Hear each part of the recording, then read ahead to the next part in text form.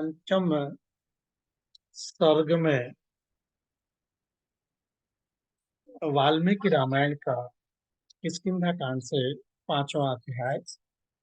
और इस अध्याय में श्री राम और सुग्रीव की मैत्री तथा श्री राम द्वारा बाली वध की प्रतिज्ञा का वर्णन है। और इस सर्ग का प्रथम श्लोक इस प्रकार है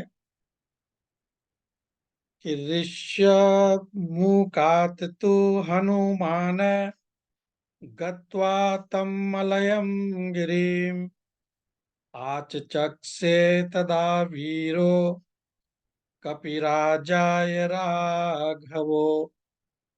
अर्थात श्री राम और लक्ष्मण को ऋष्यमुख पर्वत पर सुग्रीव के वास स्थान में बिठाकर हनुमान जी वहां से मलय पर्वत की ओर गए, जो ऋष्यमुख का ही एक शिखर है। और वहां वानर राज सुग्रीव को उन दोनों रघुवंशी वीरों का परिचय देते हुए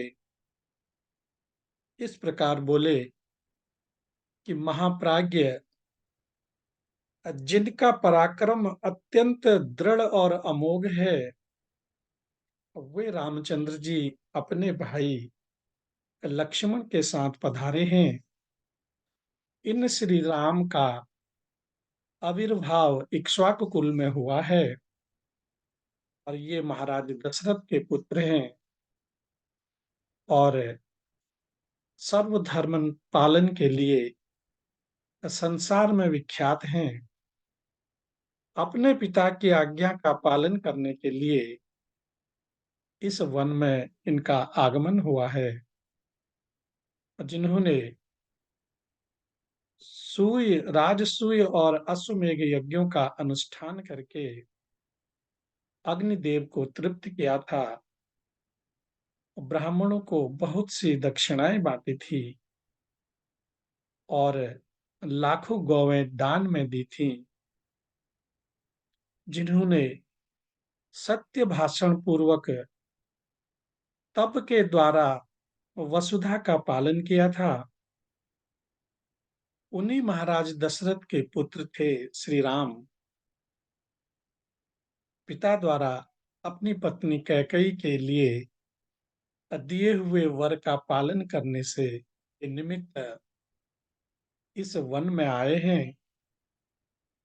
महात्मा श्री राम मुनियों की भांति नियम का पालन करते हुए दंडकारण्य में वन में निवास करते थे। एक दिन रावण ने आकर सूने आश्रम से इनकी पत्नी सीता का अपहरण कर लिया। उन्हीं की खोज में आपसे सहायता लेने के लिए ये आपकी शरण में आए हैं। ये दोनों भाई श्री राम और लक्ष्मण आपसे मित्रता करना चाहते हैं। आप चलकर इन्हें अपनावें और इनका यथोचित सत्कार करें, क्योंकि ये दोनों ही वीर हम लोगों के लिए परम पूजनीय हैं। प्रभु, हनुमान जी का यह वचन सुनकर वानर राज सुग्रीव स्वेच्छा से अत्यंत दर्शनीय रूप धारण करके श्री रघुनाथ जी के पास आए और बड़े प्रेम से बोले कि प्रभु, आप धर्म के विषय में भली भांति सुशिक्षित, परम तपस्वी और सब पर दया करने वाले हैं। पवन कुमार हनुमान जी ने मुझसे आपके यथार्थ गुणों का वर्णन किया है। भगवान, मैं वानर हूं और आप नर। मेरे मेरे साथ जो आप मैत्री करना चाहते हैं, इसमें मेरा ही सत्कार है। और मुझे ही उत्तम लाभ प्राप्त हो रहा है। यदि मेरी मैत्री आपको पसंद हो,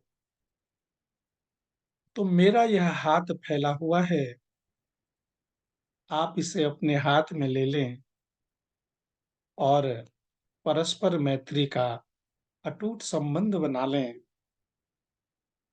इसके लिए स्थिर मर्यादा बांधें।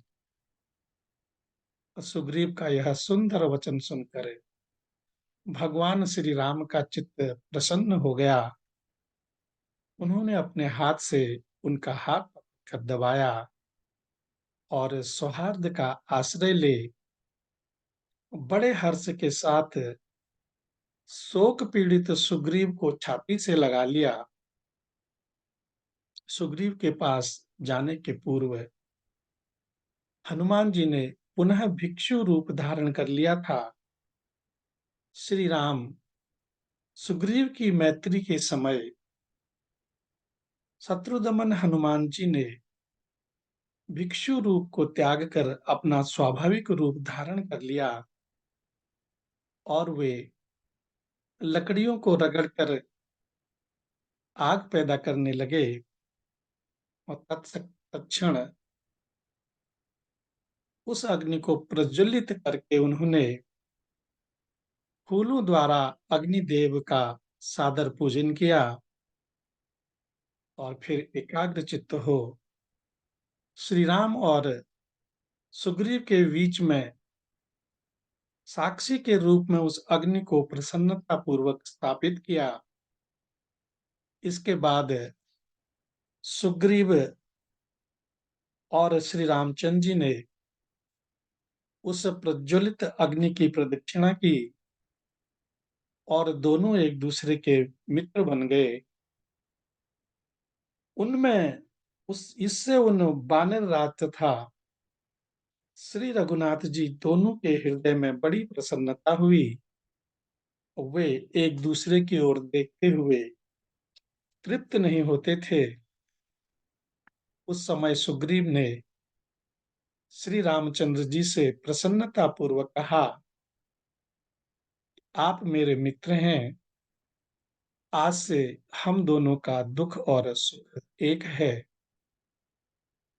यह कहकर सुग्रीव ने अधिक पत्ते और फूलों वाली साल की एक शाखा तोड़ी और उसे बिछाकर वे श्री रामचंद्र जी के साथ उस पर बैठ गए। तदनंतर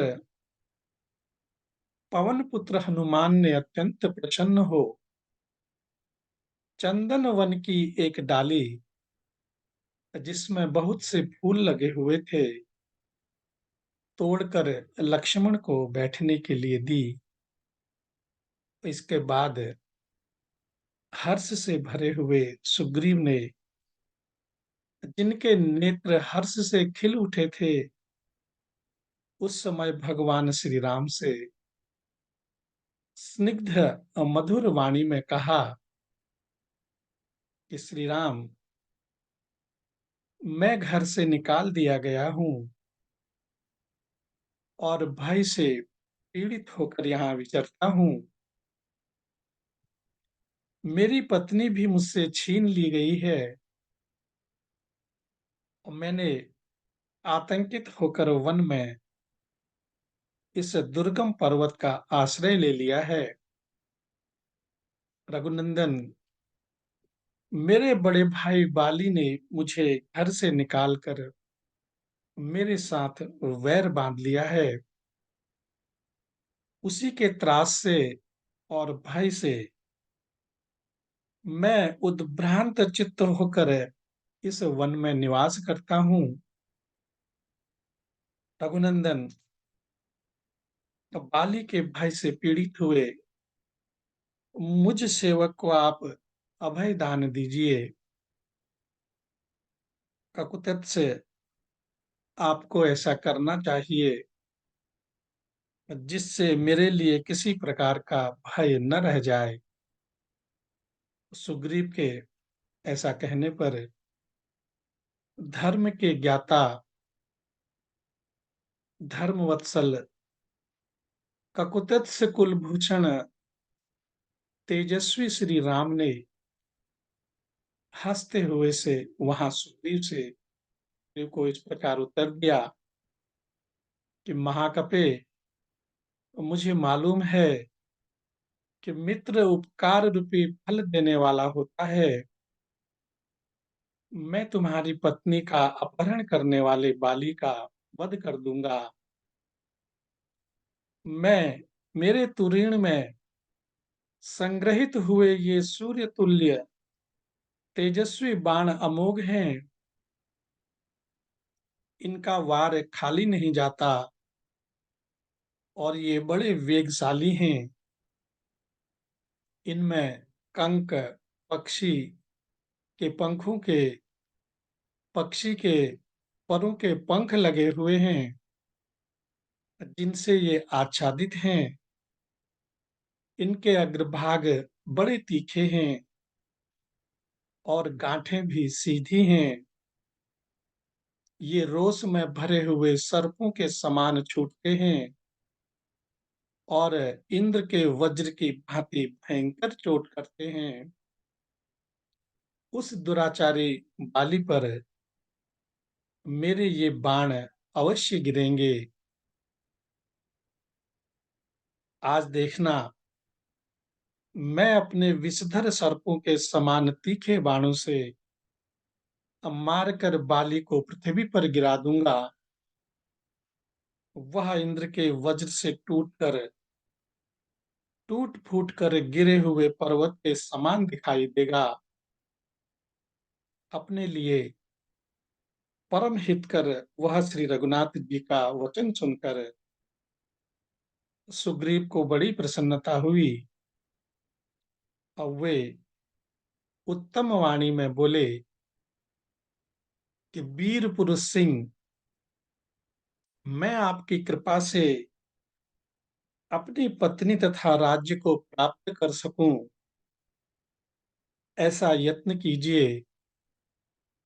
नरदेव, मेरा भाई बड़ा भाई मेरा बड़ा वैरी हो गया है। आप उसको ऐसी अवस्था कर दें जिससे वह फिर मुझे न मार सके।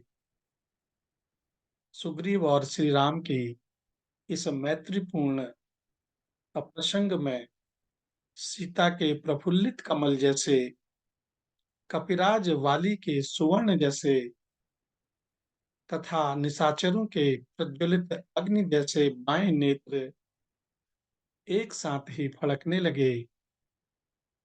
और इस प्रकार श्री वाल्मीकि निर्मित आर्ष रामायण आदि काव्य के किष्किंधा कांड में 5वां सर्ग पूरा हुआ और सुग्रीव का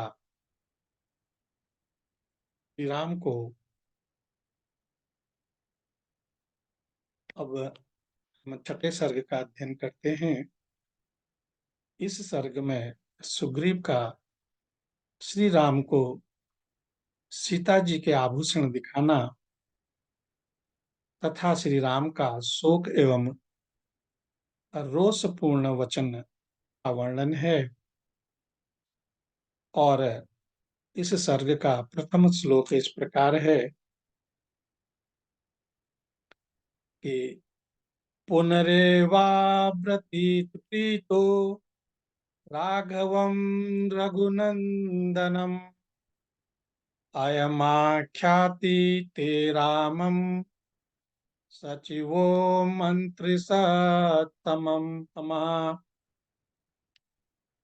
हनुमान यन्निमित्तं त्वं निर्जनम वनम आगतः। इस प्रकार सुग्रीव ने पुनः प्रसन्नता पूर्वक रघुकुल नंदन श्री रामचंद्र जी से कहा कि श्री राम, मेरे मंत्रियों में श्रेष्ठ सचिव ये हनुमान जी आपके विषय में यह सारा वृत्तांत बता चुके हैं, जिसके कारण आपको इस निर्जन वन में आना पड़ा है। अपने भाई लक्ष्मण के साथ जब आप वन में निवास करते थे, उस समय राक्षस रावण ने आपकी पत्नी मिथिलेश कुमारी जनक नंदिनी सीता को हर लिया। उस वेला में आप उनसे अलग हो गए और बुद्धिमान लक्ष्मण भी अकेली छोड़कर उन्हें चले गए। राक्षस इसी अवसर की प्रतीक्षा में था। उसने गीध जटायु का वध करके रोती हुई सीता जी का अपहरण कर लिया है। इस प्रकार राक्षस राज ने आपको पत्नी वियोग के कष्ट में डाल दिया है। परंतु इस पत्नी वियोग के दुख से आप शीघ्र ही मुक्त हो जाएंगे। मैं राक्षस द्वारा हारी गई देववाणी के समान आपकी पत्नी को वापस ला दूंगा।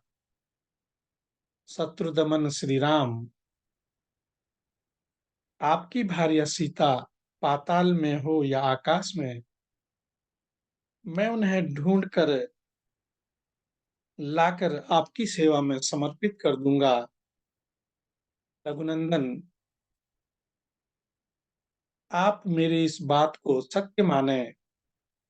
महाबाहो, आपकी पत्नी जहर मिलाए हुए भोजन की भांति दूसरों के लिए आग्राह्य है। इंद्र सहित संपूर्ण देवता और असुर भी उन्हें पचा नहीं सकते। आप शोक त्याग दीजिए। मैं आपकी प्राण वल्लभा को अवश्य ला दूंगा। एक दिन मैंने देखा कि भयंकर कर्म करने वाला कोई राक्षस किसी स्त्री को लिए जा रहा है। मैं अनुमान से समझता हूँ कि वे मिथिलेश कुमारी सीता ही होंगी।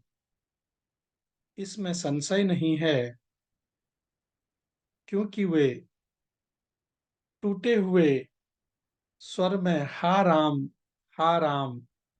हा लक्ष्मण पुकारती हुई रो रही थी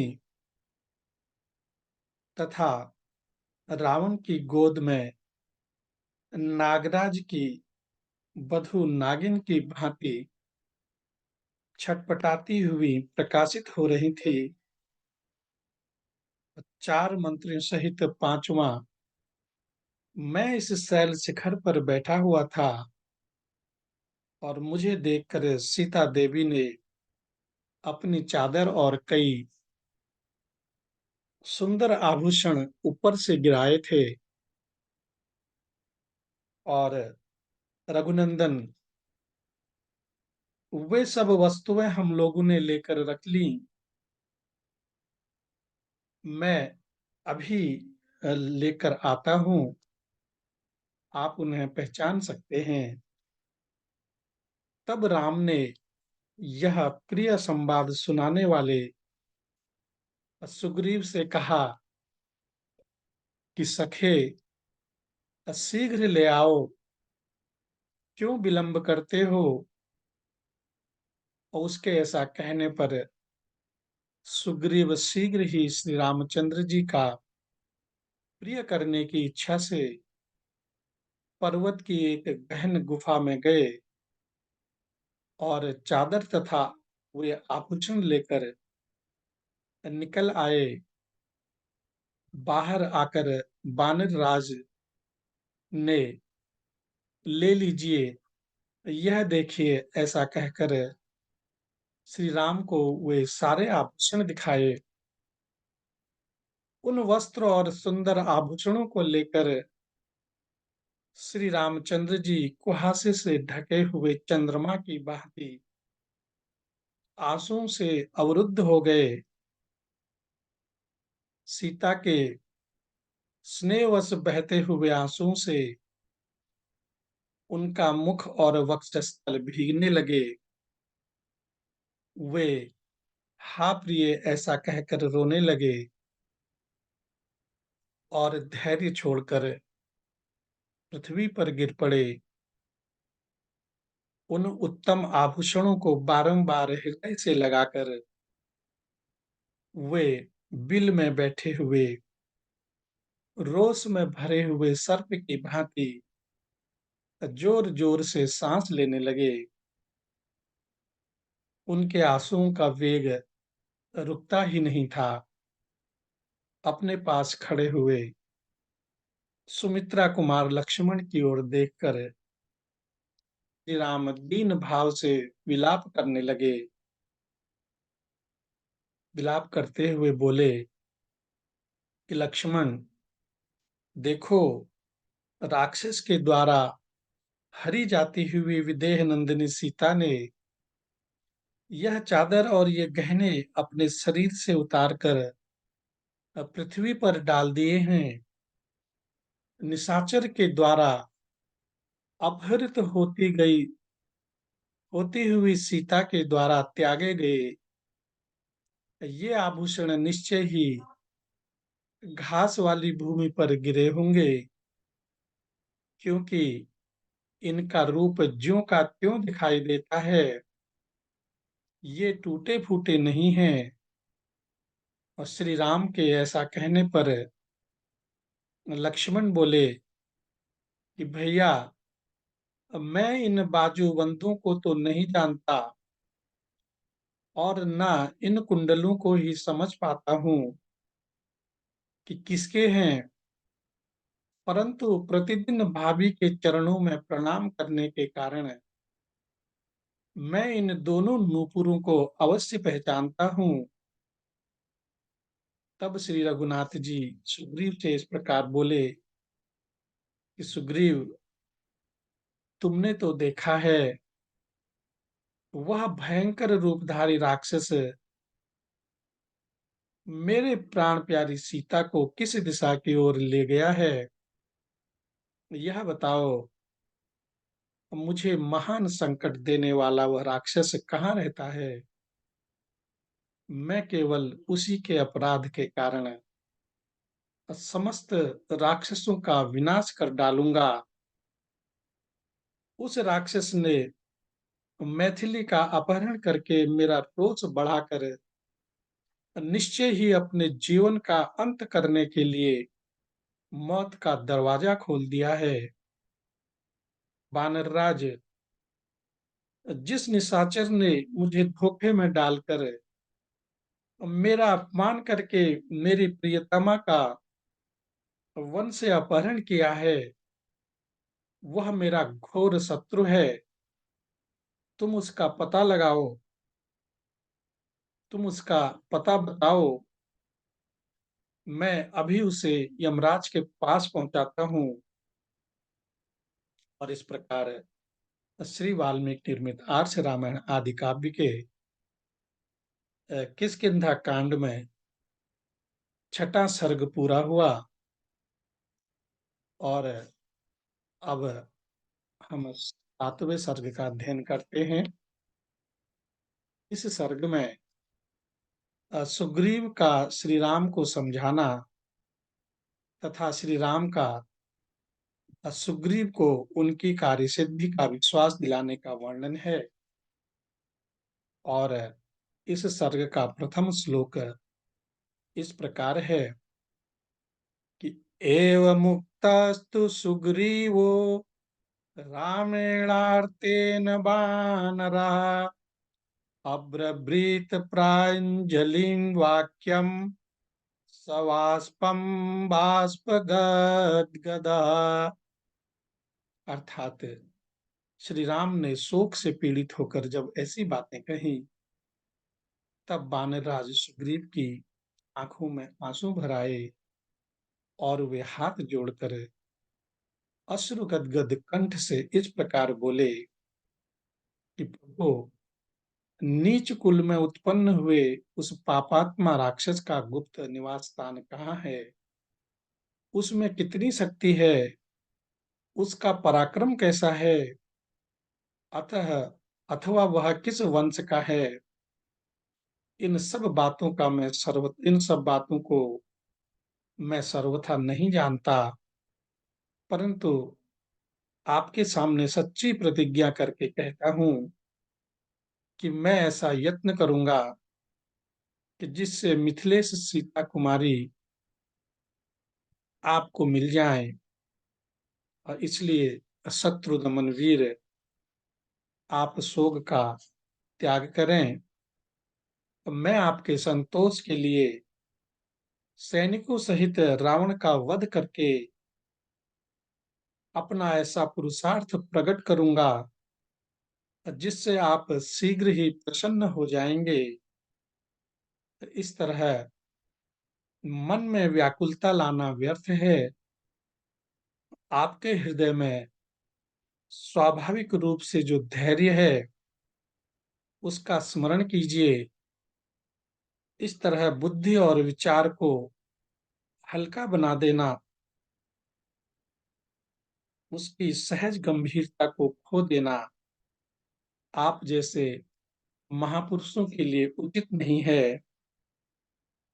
मुझे भी पत्नी के विरह का महान कष्ट प्राप्त हुआ है, परंतु मैं इस तरह शोक नहीं करता और न धैर्य को ही छोड़ता हूँ।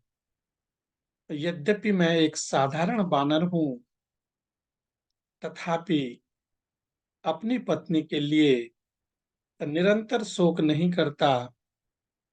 फिर आप जैसे महात्मा, सुशिक्षित और धैर्यवान महापुरुष शोक न करें, इसके लिए तो कहना ही क्या है। आपको चाहिए कि धैर्य धारण करके इन गिरते हुए आंसुओं को रोकें।